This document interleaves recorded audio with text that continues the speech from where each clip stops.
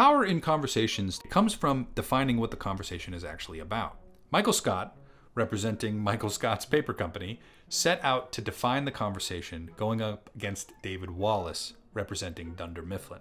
By all accounts, Michael Scott shouldn't win this negotiation. He has no leverage. His company is unsustainable. He's also up against a company with more resources that's more established. And yet, he walks out with everything he wants. So how does Michael win without arguing facts and without compromising even once?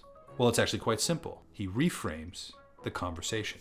We are prepared to make you a very generous offer. And we are prepared to reject that offer. Here we have Michael and David going head-to-head at the negotiation table. David attempts to set the frame. He says to Michael, "You're losing money.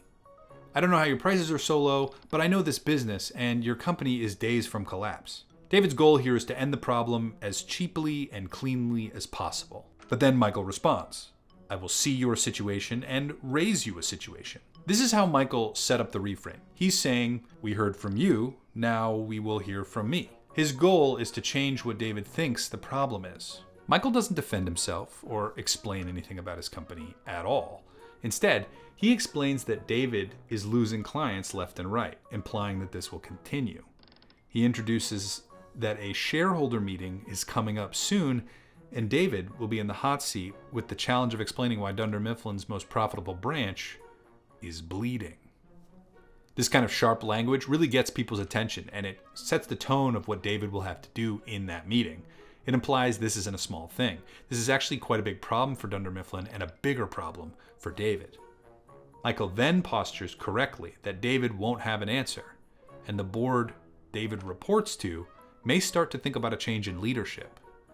The final nail in the reframe is when Michael says, "I don't need to wait out Dunder Mifflin.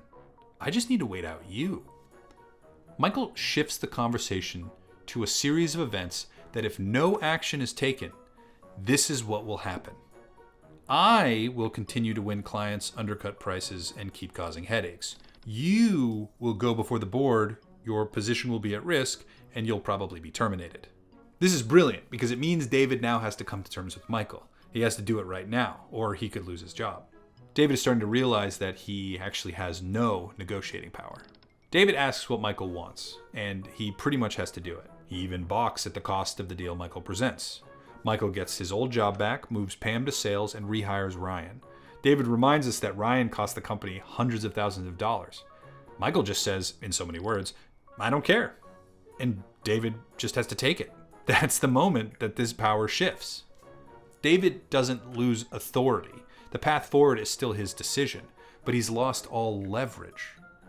David knows that inaction will cost more than whatever action he's going to take here, and that action is completely controlled by Michael. That's influence. If you lack authority, don't argue inside someone else's frame. Change the frame. People with low authority don't win by overpowering others.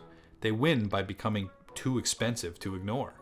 Michael reveals a future where doing nothing costs more than acting. Michael won because he decided what the conversation was actually about. And that's the real lesson. Whoever sets the frame wins the conversation. Change the frame, and power follows. If you enjoy breakdowns about power, influence, and why some people win where others lose, hit the subscribe button, and I'll see you in the next one.